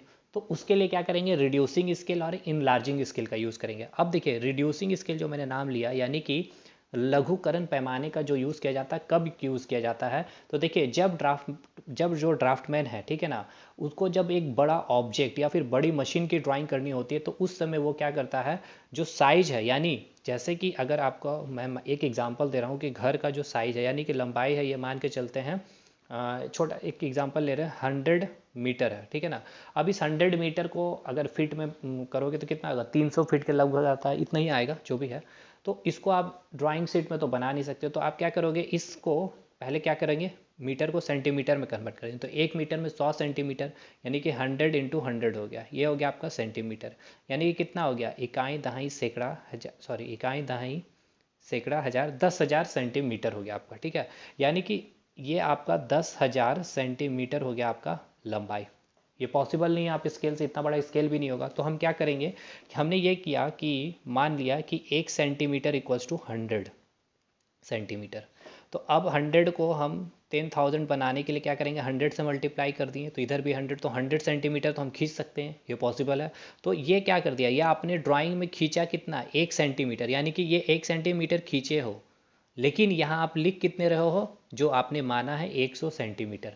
तो यही है आर एफ वैल्यू, ये ड्राइंग जो आपने बनाया और जो एक्चुअल साइज है, ठीक है। तो आपको बनाना एक्चुअल साइज कितना, 10,000, तो आपको 10,000 सेंटीमीटर लाइन नहीं खींचना, आपको खींचना कितना, 10 सेंटीमीटर। आपने 10 सेंटीमीटर का लाइन खींचा है, लेकिन जो यहाँ लिखोगे ये कितना लिखोगे आप, 10,000 सेंटीमीटर, समझ गए। तो ये हो गया रिड्यूसिंग स्केल। तो इस केस में क्या होता था, अब चलिए इस क्वेश्चन पे आइए। तो देखिए इस क्वेश्चन में भी वही किया गया है कि आपको बोला गया है कि 20 सेंटीमीटर जो है आपका 1,000 मीटर के बराबर यहाँ पर रिप्रेजेंट कर रही है। मतलब 20 सेंटीमीटर का जो लाइन आप खींचोगे स्केल्स में, भाई देखो हमने बहुत अच्छे से समझाया है, देखिएगा स्केल में आपको टोटल मैंने समझाया, ये मान के चलते हैं 20 सेंटीमीटर का स्केल है। तो ये आप 20 सेंटीमीटर का ये लाइन इस स्केल से खींच लिए, यहाँ से यहाँ एक 20 सेंटीमीटर का लाइन, ये आप 20 सेंटीमीटर का लाइन खींचे हैं, ठीक है ना। तो आर एफ वैल्यू क्या हो जाएगा, ये drawing size by actual size. तो ड्राइंग साइज, ये ड्राइंग में कितना खींचा आपने, 20 सेंटीमीटर खींचा, एक्चुअल साइज कितना है, तो 20 सेंटीमीटर नहीं है, इस ऑब्जेक्ट की एक्चुअल साइज 1000 मीटर है, ठीक है, 1000 मीटर। तो एक्चुअल साइज क्या लिखेंगे, 1000 मीटर, लेकिन ये मीटर है, ये सेंटीमीटर, तो एक यूनिट में हम लोग रखते थे, ठीक है ना। तो 1,000 मीटर को, तो आर एफ वैल्यू निकालेंगे तो क्या आएगा, 20 सेंटीमीटर ड्राइंग साइज, और 1,000 मीटर और एक 100 से मल्टीप्लाई करेंगे तो ये भी सेंटीमीटर और ये भी सेंटीमीटर, ये कट गया, तो 20/2500 यानी कि 1:500, ठीक है ना। तो 20/2500 यानी कि 5,000। तो रेशियो कितना आ गया आर एफ का, 1:5,000। अब इसको देख लीजिएगा, वीडियो में समझाएं है, बाकी यहाँ हम इससे ज़्यादा समझा नहीं सकते। अब उसी प्रकार अगर आपको ये छोटा सा ये नट बनाना है, तो इसको आप क्या करेंगे, ये मान के चलते हैं 2 सेंटीमीटर का। अब 2 सेंटीमीटर का लाइन खींच कर देंगे पूरा पुर्जा को, तो कंपनी वाला या कोई इंजीनियर को भी देखने में भी आप इसको समझ नहीं आएगा। तो आप क्या किए, आप मान लिए कि 1 सेंटीमीटर इक्वल्स टू 10 सेंटीमीटर। तो 2 सेंटीमीटर का लाइन खींचना है, तो आप कितना मानेंगे, 20 सेंटीमीटर। तो 20 सेंटीमीटर का लाइन तो आप खींचे हैं, ड्राइंग साइज तो 20 सेंटीमीटर है, लेकिन एक्चुअल साइज ये कितना है, 2 सेंटीमीटर। 2 लिखेंगे तो 2 दहिया 20, ठीक है, यानी कि 10:1 आ गया आर एफ वैल्यू। तो ये हो गया आपको इन लार्जिंग स्केल का एक एग्जाम्पल। बाकी वीडियो देखिए, मज़ा आएगा। अगला सवाल पे चलते हैं भाई, हो गया ना, यहाँ पे क्लियर है, ऑप्शन सी इसका सही उत्तर है। 36। अब देखिए वही बंदे को मजा आएगा जो कंटिन्यू एकदम रहा है चैनल पे, एक एक क्लास अटेंड किया, सिंपल सी बात है। निम्न में से निरूपक भिन्न का क्या नहीं होता है, यानी कि अच्छा क्या नहीं होता, which of the following is not a representative factor. तो यूनिट नहीं होती उसकी, ना तो लंबाई होती है, चौड़ाई होती है, उसकी यूनिट नहीं होती है, ठीक है ना, क्योंकि रेशियो कट जाती है। अगला ये, when drawing size and actual size of object is equal, ठीक है ना, देन स्केल मैंने बताया है, ये कौन सा होगा, फुल साइज स्केल, पूर्णाकार पैमाने, यानी जो हथौड़े का मैंने एग्जांपल दिया। यानी यहाँ क्या बोला गया कि यानी कि आर एफ वैल्यू जो होता है क्या होता है, drawing size by actual size होता है। और यहाँ बोला गया है कि ड्राइंग साइज और एक्चुअल साइज बराबर हो जाएगा, यानी ये भी एक्स ये भी एक्स, तो क्या हो गया है 1:1, और 1:1 किसका होता है, फुल साइज स्केल का, ठीक है। यानी कि आपने जो ड्राइंग सीट लिया है, इसमें जो ड्राइंग बनाया है इस प्रकार से हथौड़े का, वो एक्चुअल लंबाई बनाई है, इस जो ड्राइंग, इस जो हथौड़ा है आपके पास, इसकी जो लंबाई, तो वही लंबाई आपने बनाया है, ठीक है। तो ड्राइंग साइज आपने वही बना दिया है, मान के चलते हैं, ठीक है, यानी एक्स बना दिया, और इसकी एक्चुअल साइज भी क्या है, एक्स, ये तो एक्स एक्स कट गया, तो 1:1 आ गया, तो फुल साइज स्केल यानी कि पूर्ण आकार पैमाने, इसका सही उत्तर हो जाएगा। अगला सवाल बोला गया है कि BIS के द्वारा मुख्यतः आकार के आधार पर कितने प्रकार के पैमाने होते हैं। According to BIS how many types of scale on the basis of size. मैंने बोला कि 3 टाइप के होते हैं, full size scale, reducing scale और इनलार्जिंग स्केल, यानी कि पूर्ण आकार के पैमाने, लघुकरण पैमाने और विस्तारक पैमाने। अगला सवाल, जब पैमाने को छोटा करके दर्शाया जाता है, तो देखिए जब पैमाने को छोटा करके दर्शाया, यानी कि जो बड़ा घर है उसको आप बना रहे हो, तो उसके लिए छोटा करके दर्शा रहे हो स्केल को, यानी कि रिड्यूसिंग स्केल का यूज़ कर रहे हैं, लघुकरण पैमाने का यूज़ कर रहे हैं। और जब बड़ी मशीनों का आपको ड्राइंग किसी पैमाने से बनाई जाती है, बड़ी मशीनों की ड्राइंग किस पैमाने से बनाई जाती है, या which scale is use for drawing in large machine, कोई बड़ा मशीन बनाना है या फिर बड़े घर को बनाना है तो उसके लिए क्या करते हैं हम लोग, रिड्यूसिंग स्केल का यूज़ करते हैं। ठीक है, अगला सवाल, छोटे आकार की मशीन वस्तु की ड्राइंग बनाने के लिए किस पैमाने का उपयोग करेंगे, तो स्केल को क्या कर देते हैं, बड़ा करके मानते हैं ना, जो मैंने आपको बताया 2 सेंटीमीटर, सॉरी 1 सेंटीमीटर कुछ तो 10 सेंटीमीटर मान लिया था, स्केल को बड़ा कर दिया था, तो इन लार्जिंग स्केल, यानी इन लार्जिंग स्केल को बोलेंगे विस्तारक पैमाने, ये हो गया रिड्यूसिंग स्केल यानी कि विस्तारक, रिड्यूसिंग स्केल को लघुकरण पैमाने, ठीक है, और ये हो गया विस्तारक पैमाने यानी कि इनलार्जिंग स्केल 41 का B. C 42, the value of representative factor for reducing scale, reducing scale का मैंने बताया था आपको, अगर याद आ रहा होगा तो 1:s, कोई भी वैल्यू होगा s यानी कि स्केल होगा, वो मैंने लिख दिया था। ठीक है, यहाँ कुछ भी लिख सकता है, एग्जाम में x भी लिख सकता है, कोई डाटा दे देगा 500 100 कुछ भी, यानी कि देखिए जो फुल साइज FSS मतलब क्या होगा, फुल साइज स्केल यानी कि पूर्ण आकार पैमाने, इसमें जो RF वैल्यू होती थी ये क्या होती थी, 1:1 होती थी। लेकिन जो रिड्यूसिंग स्केल थी यानी कि आपको हिंदी में क्या बोलते हैं, लघुकरण पैमाने, इसमें क्या होता है 1:s होता है, यानी कि 1/s, numerator by denominator, numerator value क्या होती थी 1 होती, अंश की वैल्यू 1 होती थी। लेकिन इन लार्जिंग स्केल जो थी आपको, इसमें जो RF वैल्यू होती थी आपको, ये क्या होता था S:1, यानी कि S/1, यानी कि न्यूमरेटर बाय डिनोमिनेटर, डिनोमिनेटर 1 होता था, यानी कि जो हर होती थी 1 होती थी। तो देख लीजिए रिड्यूसिंग स्केल है तो इसमें क्या हमने बताया था 1:s होगा, है ना, तो 1:s कहाँ है, तो ऑप्शन बी हो जाएगा। अब अगला क्वेश्चन पूछा गया है कि रिप्रेजेंटेटिव फैक्टर बताइए इन लार्जिंग स्केल का, विस्तारक पैमाने के लिए निरूपक भिन्न का मान क्या होगा, तो इन लार्जिंग स्केल का क्या होगा, मैंने क्या बताया था S:1, यानी कि ऑप्शन नंबर सी S:1। अगला सवाल है ये, किसी पैमाने का निरूपक भिन्न दिया गया 50:1, यानी कि 50/1 दिया है, ये क्या आपका अंश है, यानी कि ये न्यूमरेटर है, ये डिनोमिनेटर, डिनोमिनेटर में 1 यानी ये इनलार्जिंग स्केल हो जाएगा। ठीक है, तो इनलार्जिंग स्केल जहाँ होगा उसको टिक करिए, यानी कि विस्तारक पैमाने हो गया, यानी ये वही है, बोला ना कि 50 दे देगा या S लिख देगा, मैंने यहाँ दे दिया S:1, यानी कि समझ गए आप, समझ गए ना, ख़त्म, ये हो गया आपका पूरा का पूरा पैमाना ख़त्म, पूरा दी एंड, बहुत अच्छे से। ठीक है ना भाई, अब बताइए इतना तो हम आपको प्रैक्टिस के साथ साथ रिवीजन भी करा दे रहे हैं आपको प्रैक्टिस सेशन में भी, सोचिए जब हम क्लास लिए तो कितने अच्छे से समझाए हैं। तो अब आपका है किस पे, चांद के ऊपर क्वेश्चन। चांद एकदम बहुत इजी है, एक दो कर ख़त्म करिए इसको भी, चांद को देखिए क्या है क्वेश्चन में कि चांद जो है आपका किस प्रकार का होता है, से पूछा गया। तो आपको पता है, एक तो आपको मैंने बताया था अर्धवृत्ताकार यानी कि सेमी सर्कल, और गोलाकार भी होता है, यानी सॉरी वृत्ताकार भी होता है यानी कि सर्कल। तो देखिएगा ऑप्शन में क्या है, सेमी सर्कल है या फिर सर्कल है, यानी कि अर्धवृत्ताकार है या फिर वृत्ताकार है। हिंदी इंग्लिश वाले भाई एकदम कंटेंट दिखे, मलाई है एकदम। Protractor is made up of, किसकी बनी होती है, तो मैंने बताया था ये ट्रांसपेरेंट होती है और सेल्यूलॉइड प्लास्टिक की बनी होती है। अगला सवाल, चांद से आप कितने कौन से डिग्री का एंगल खींच सकते हैं, तो आप चाहिए तो जीरो डिग्री बोल रहे हैं, 0 डिग्री तो भाई क्या होगा, 0 डिग्री लाइन हो गया ये तो। मैंने बताया था कि अप टू 360 डिग्री तक कोई भी एंगल खींच सकते हैं। ठीक है, तो यहाँ पे आपको पूछा गया 32 डिग्री बिल्कुल खींच सकते हैं, 8 डिग्री बिल्कुल खींच सकते हैं, 169 डिग्री बिल्कुल, ऑल इसका सही उत्तर हो जाएगा। चांद का प्रयोग किसे मापने में होता है, अच्छा, protractor use for measure, radian में कौन को मापने में, यानी कि एंगल इन रेडियन, मिनट में कौन को एंगल इन मिनट, डिग्री में मिनट कौन को एंगल इन डिग्री, और रेखीय नाप को यानी कि लीनियर मेजरमेंट। तो जो एंगल मेजरमेंट करता है जाता है चांद से वो डिग्री में, ठीक है ना, डिग्री में जो भी मेजरमेंट लेते हैं एंगल वो डिग्री में होता है। ठीक है, क्लियर हो गया भाई।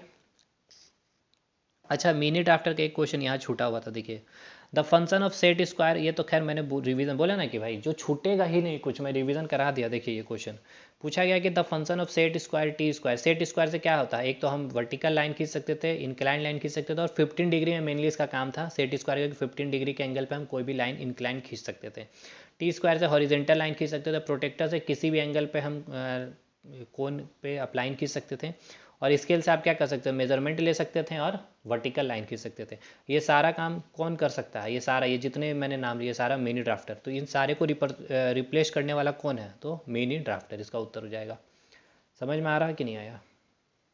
चलिए अब जो क्वेश्चन हम लोग करेंगे सेट स्क्वायर के ऊपर करते हैं। चलिए देखिए सेट स्क्वायर सबसे पहले समझिए कि सेट स्क्वायर ये आपका क्या है, ये जो आपको दिख रहा फिगर में ये आपका सेट स्क्वायर है, ठीक है ना। तो सेट स्क्वायर दो प्रकार के हमने पढ़ने हैं इंजीनियरिंग ड्राइंग में, एक आपका है 30 डिग्री और 60 डिग्री, ठीक है ना, और एक आपका 45 डिग्री 45 डिग्री। तो ऐसे भी पूछ लेगा डायरेक्ट आपके कितने टाइप के होते हैं सेट स्क्वायर, ठीक है, सेट स्क्वायर। तो ये आप बोलेंगे 30 60 और 45 45, ठीक है। अब देखिए इसका शेप कैसा होता है, ये भी आपसे क्वेश्चन पूछेगा तो आप बताएंगे त्रिभुजाकार होता है। शेप क्या है, ट्राइंगुलर फॉर्म में है। अब ये क्वेश्चन मैंने लिया नहीं है लेकिन मैंने बक दिया है, मैंने क्लासेस में पढ़ाया है, ठीक है ना। तो इसलिए कहा कि 100+ नंबर पे तो आइएगा ही मत कभी। अब आइए, अभी देखिए ये जो होता है किस प्लास्टिक की बनी होती है, तो सेल्यूलॉइड प्लास्टिक की बनी होती है और ट्रांसपेरेंट होती है, बिल्कुल आर पार इसके दिखती है, ये सब हमने पढ़ा है। उसके बाद हमने ये भी चीज़ आपको बताया था कि जितनी भी स्ट्रेंट लाइन होती है ना, आप एक्सेप्ट हॉरिजेंटल लाइन, इस सेट स्क्वायर से आप हॉरिजेंटल लाइन नहीं खींच सकते हैं, बाकी आप वर्टिकल लाइन खींच सकते हैं, इंक्लाइन लाइन, और 15 डिग्री के मल्टीपल पर कोई भी आप लाइन को खींच सकते हैं। और ये मैंने एज इट इज़ सिखाया है कि कैसे सेट स्क्वायर की मदद से 15 डिग्री के मल्टीपल पे 15 डिग्री हो, चाहे 30 डिग्री हो, चाहे 45 डिग्री हो, चाहे 60 डिग्री हो, मतलब 15 के मल्टीपल में जो भी डिग्री होगा वो आपको खींचने के लिए मैंने सिखा दिया। क्या क्या क्वेश्चन हो गया, कितने टाइप के, तो दो टाइप के, कौन कौन से, 30 60, और एक हो गया 45 45। फिर हमने क्या बताया सेट स्क्वायर का, इसका शेप बताया कैसा, तो त्रिभुजाकार यानी कि ट्राइंगुलर, कैसा, तो ट्रांसपेरेंट, कौन सी प्लास्टिक की, सेल्यूलोइड प्लास्टिक की, कौन कौन सी रेखा खींची जा सकती है, वर्टिकल की रेखा खींची जा सकती है, इंक्लाइंड खींची जा सकती है, और 15 डिग्री के मल्टीपल पर। लेकिन हॉरिजेंटल लाइन आप इससे नहीं खींचते हैं, हॉरिजेंटल लाइन के लिए हमेशा हम क्या यूज़ करते हैं, टी स्क्वायर या फिर मिनी ड्राफ्टर, एकदम याद रखिए, गांठ बांध लीजिएगा। अब चलिए बस ये न्यूमेरिकल्स है भाई, तो कुछ नहीं है। आपसे पूछा गया अल्फ़ा की वैल्यू, तो देखिए हमने क्या बताया, ये आपका क्या है, ये 30 60 वाला सेट स्क्वायर और ये 45 45 वाला है। तो कोई भी सेट स्क्वायर जो इसका क्या है, त्रिभुजाकार है, ट्राइंगुलर फॉर्म में, तो ट्राइंगुलर के अंदर सम कितना होता है, एंगल का 180 डिग्री होता है। तो देखिए ये 30 डिग्री, ये 60 डिग्री, तो 60 30 90, ये क्या होगा, 90 डिग्री का होगा। चलिए क्लियर। ये 45, ये 45 90, तो ये क्या होगा, ये भी 90 डिग्री होगा। चलिए आइए, अब देखिए कोई ये स्ट्रेट लाइन है तो ये एंगल कितना होगा, टोटल 180 डिग्री होगा। बस खेला खत्म। अब आइए, ये अल्फ़ा की वैल्यू पूछी गई है, ये टोटल कितना होगा, ये टोटल 180 डिग्री होगा, ठीक है। अभी आपका अल्फ़ा पूछा गया है, ये आपका 30 दिया हुआ, ये आपका 30 है, तो ये कितना है, ये आपका 90 है। अब ये 90 कैसे हुआ सर, देखिए ये आपका 45, ये 45, ये ट्राइंगल है ना भाई, तो ये ट्राइंगल है, तो ये 45 है, ये 45 है, 45 45 90, तो ये क्या होगा, ये भी 90 होगा, क्योंकि सम ट्राइंगल का कितना होता है, एंगल का सम कितना होता है, 180 डिग्री होता है। तो ये आपका कितना हो गया, ये आपका 90 डिग्री हो गया, ये आपका 30 हो गया, यानी 90 + 30 कितना हो गया, 120, और ये पूरा कितना होगा, 180। तो ये पूरा आपका ये आपको पूरा पता है कितना, 180, और आपको ये वाला एंगल पता चल गया कितना, 120। कैसे 120, तो भाई ये आपका हो गया 30 और ये हो गया 90 120, और ये हो गया कितना, तो 180 - 120 कितना, 60 डिग्री, ठीक है। इस पर टाइम लिया ताकि अगले पे हम टाइम नहीं लेंगे ज़्यादा। गेम में find the value of x, figure में आपको एक्स की वैल्यू निकालनी है। तो ये आपको दिया गया है 30, तो सिंपल सी बात है, सेट स्क्वायर 30 के साथ 60 होता है, तो ये होगा 60 और ये आपका 90 है, तो 60 डिग्री, ऑप्शन सी इसका सही उत्तर, सी है मेरा भाई, सी। अगले सवाल पे आइए 28 पे, in given figure find the value of beta, 30 60 90, ये आपको पूछा गया, तो टोटल कितना होगा, 180, तो 180 में -60 करेंगे तो 120, तो इसका उत्तर क्या हो जाएगा, option C. Clear. Find the value of gamma, चलिए ये आपका पूरा का पूरा ये है आपका कितना है, ये 90 डिग्री है, ये समझ में आ गया, ये 90 डिग्री। अब आइए, ये आपका टोटल कितना हो गया, 75 डिग्री। कैसे 75 डिग्री, तो ये 45 45 वाला सेट स्क्वायर है, ठीक है, तो ये हो गया 45, और ये किसका है, 30 60 का है, ठीक है ना, ये 90 हो गया, ये 30 60 हो गया, तो ये टोटल कितना हो गया, 45 30, ये 75 होगा कि नहीं बताइए। देखिए ये 45 है, ये 30 को जोड़ेंगे तो क्या हो गया, ये पूरा 75 आ गया, यानी ये टोटल 90 और ये टोटल 75, तो ये कितना आ जाएगा, 90 - 75 15 डिग्री, ठीक है, 15 डिग्री इसका उत्तर हो जाएगा। आगे चलिए, find the value of x, ये वाला वैल्यू निकालना है। टोटल ये आपको पता है 180, और दिया कितना गया 30, तो -30 कर दीजिए, कितना आएगा 150 डिग्री, यानी इसका उत्तर हो जाएगा 150 डिग्री। अब आगे आगे आगे आइए, आपसे पूछा गया वैल्यू ऑफ पी, तो ये पी निकालना है, यानी कि ये टोटल हमें पता है कितना होता है 180। इतना करवा दे रहे हैं ना कि आप क्या बोले भाई, दिल से थैंक्स बोलोगे आप मुझे। ये 45 30 कितना हो गया 75, और ये टोटल कितना है 180, 180 में 75 माइनस करेंगे तो 105 डिग्री। अगला और लास्ट सेट स्क्वायर का ख़त्म यहाँ पे, ये टोटल कितना है 90 डिग्री। अब देखिए ये हो गया आपका कितना 30, ये हो गया 45, 75 और ये आपका 90। तो 90 में से 75 जाएगा तो कितना आएगा 15 डिग्री आंसर। तो सेट स्क्वायर यहाँ मेरे तरफ से ख़त्म। अब आपका काम बचता है और अब आपका ईमान है कि कितना पढ़ते हैं नहीं पढ़ते हैं फ्री ऑफ कॉस्ट का कंटेंट को देख के और कितना सपोर्ट करते हैं। चलिए क्या क्या ख़त्म कर ली है पहले उस पर आते हैं, उसको देखते हैं हम लोग। देखिए भाई हमने ख़त्म क्या क्या कर लिया। ड्राइंग शीट ख़त्म किया, पेंसिल ख़त्म किया, डिवाइडर कंपास ख़त्म कर लिया, क्वेश्चन पूरा। फिर हमने मिनी ड्राफ्टर भी ख़त्म कर लिया, सारे ऑप्शन क्वेश्चन को भी और डिटेल समझते हुए भी, स्केल को भी, प्रोटेक्टर को भी। बस अब अच्छा सेट स्क्वायर भी हम लोग ख़त्म कर लिए ना अभी। टी स्क्वायर और ड्राइंग बोर्ड बचता। तो चलिए साहब अब चलते हैं हम लोग टी स्क्वायर के ऊपर में। और भाई सपोर्ट करना यार, इतना मेहनत से हम आपके लिए कर रहे हैं ना।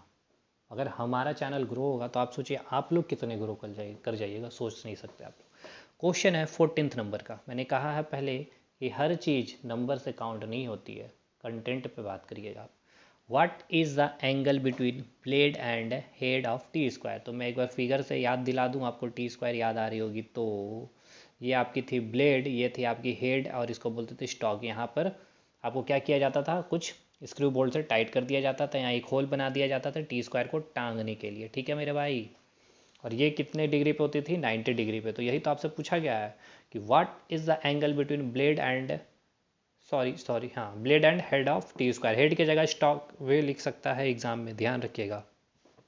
तो हिंदी में पढ़ लिए ना, टी स्क्वायर की ब्लेड और हेड स्टॉक के बीच कितनी एंगल पे जुड़ी होती है, तो 90 डिग्री पे जुड़ी होती है। अगला सवाल, टी स्क्वायर की सहायता से हमने अभी कई बार आपको बताया है कि टी स्क्वायर से केवल और केवल हॉरिजेंटल लाइन खींची जा सकती है, यानी कि क्षैतिज रेखा खींची जा सकती है।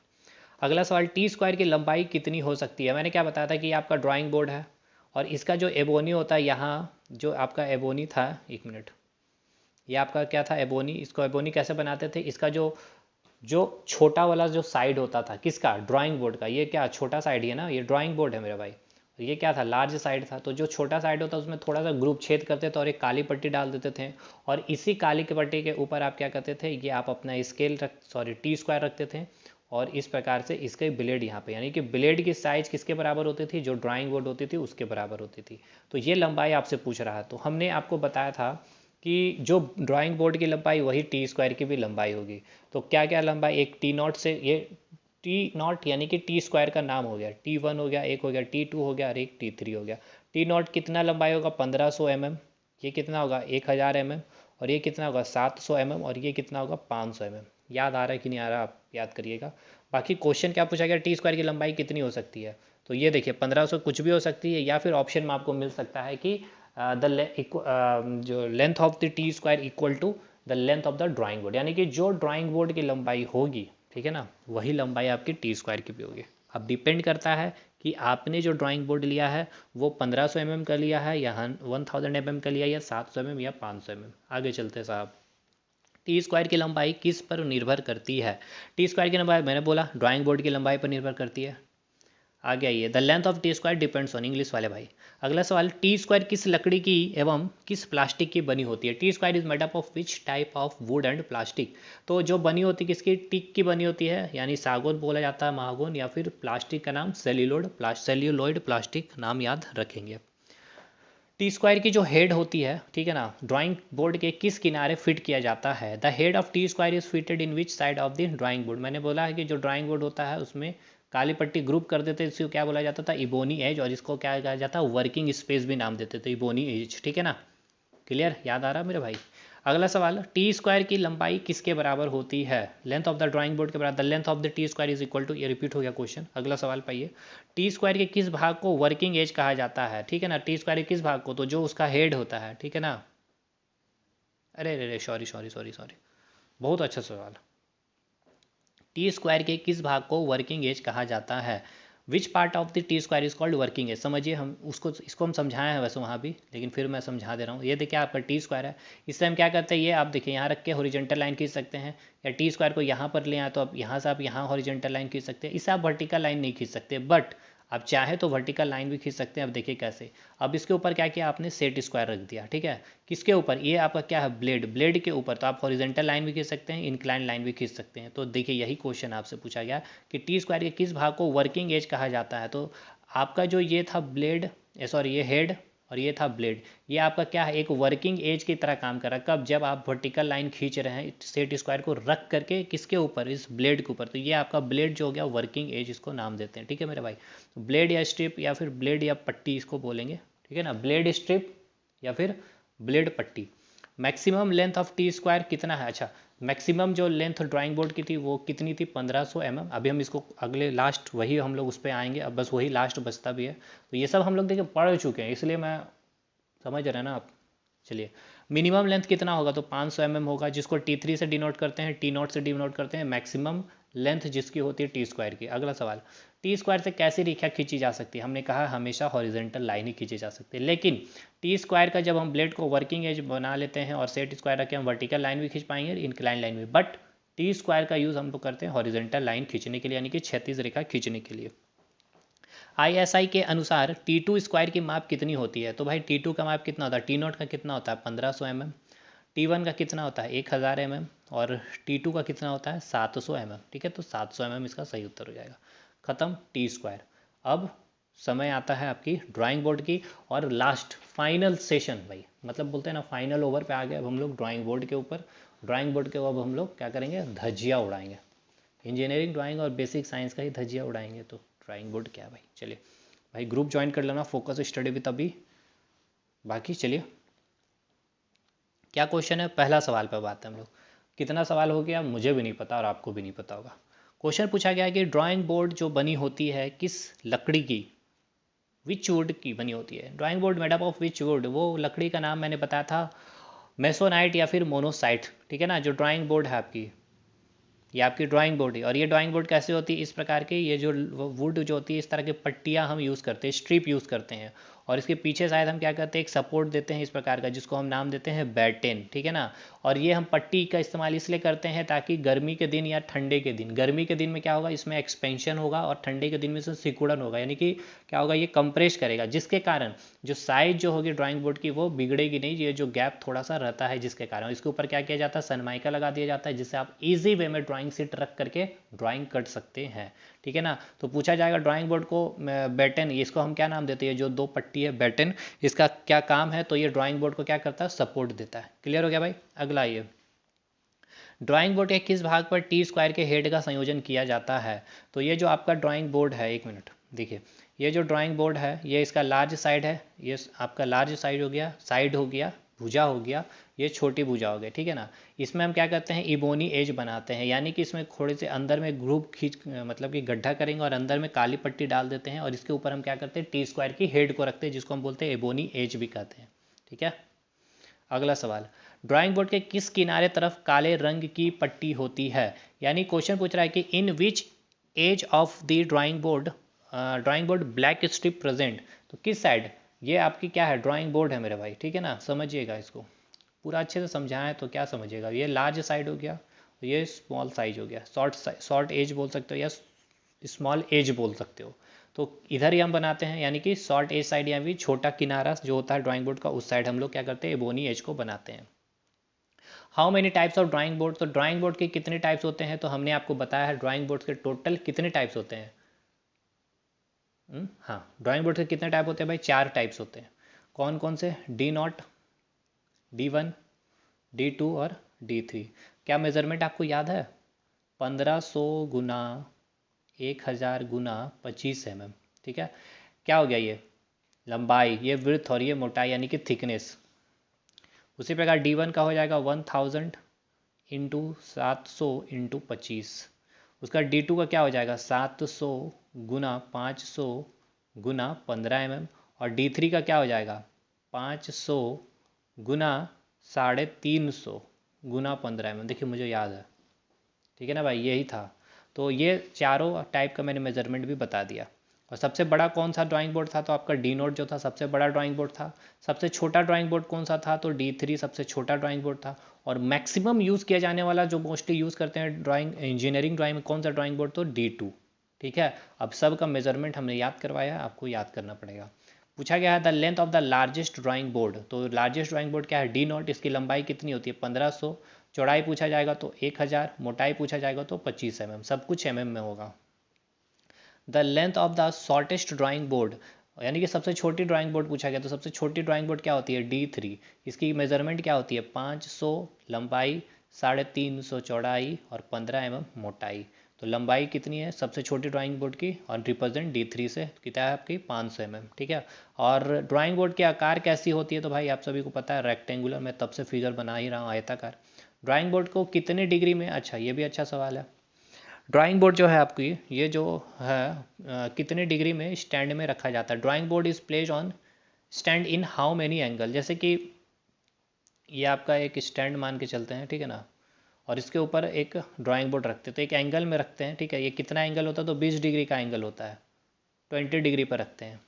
अगला सवाल, the width of the largest drawing board, ठीक है, तो लार्जेस्ट ड्राइंग बोर्ड क्या है, D0। इसकी लंबाई कितनी 1500, विथ कितनी हो जाएगी 1000, और मोटाई पूछी जाएगी तो 25 mm, तो 1000 mm हो जाएगी विथ। क्लियर है। द विर्थ ऑफ द D2 की याद आ रही है भाई, D0, D1, D2 कितनी थी 700 लंबाई, 500 चौड़ाई और 15 mm मोटाई, क्या थी D2 थी। तो क्या हो गई इसकी भाई 500 mm, और ये इसलिए पूछेगा क्योंकि D2 जो ड्राइंग सीट होता है, ड्राइंग बोर्ड जो होता है, इसका मोस्टली हम लोग यूज़ करते हैं इंजीनियरिंग ड्राइंग में। तो इसकी क्या हो गई आपकी चौड़ाई पूछी गई है, तो ये 500 mm। अगला सवाल, ड्राइंग बोर्ड में जो बैटन का कार्य होता है, मैंने बताया था स्ट्रिप को इस प्रकार से सारे मोनोसाइट या मेसोनाइट की स्ट्रिप जो लकड़ी को जोड़ दिया जाता है, और उसके बाद यहाँ पर इसको सपोर्ट दिया जाता है 2 बैटन से, जिसको नाम दे दिया जाता है बैटन। यहाँ पे स्क्रू या किल से ठोक करके, और फिर इसके ऊपर साइड में क्या करेंगे, सनमाइका लगा के ड्राइंग शीट रख के ड्राइंग करेंगे। तो क्यों यूज़ किया जाता है ड्राइंग बोर्ड में बैटन का, क्या कार्य है, what is the working of batten in drawing board, क्या काम है इसका, तो सपोर्ट प्रोवाइड करना है ड्राइंग बोर्ड में, ठीक है। Which drawing board is mostly use in engineering drawing, किस ड्राइंग बोर्ड का मोस्टली यूज़ किया जाता है, मैंने क्या बोला D2। इसका मेजरमेंट याद रखिएगा भाई, बहुत इंपॉर्टेंट है, 700 mm, 500 mm और 15 mm लंबाई, चौड़ाई और मोटाई। खत्म हो गया। अच्छा और भी है, ड्राइंग बोर्ड में एबोनी की मोटाई कितनी होती है, यानी कि ये जो ड्राइंग बोर्ड है आपका, ये लार्जेस्ट साइड है, ये शॉर्टेस्ट साइड है, ये शॉर्टेस्ट साइड, इधर हम गड्ढा किए थे, ग्रुप करें काली पट्टी, ये जो उसकी मोटाई पूछी जा रही है, ठीक है ना, जो एबोनी बनाया आपने, तो इसकी कितनी होती है, इसकी measurement what is the thickness, यानी कि मोटाई एबोनी की कितनी होती है, तो 4 से 5 mm, ठीक। What is the angle between blade and, अच्छा T² ये हो गया। चलिए फाइनली कंप्लीट कर दिया भाई मैंने आपका, ठीक है ना, कोई इफ़ बट मैंने नहीं छोड़ा है, तो शिद्दत के साथ चीज़ें कंप्लीट करवा दी आपकी।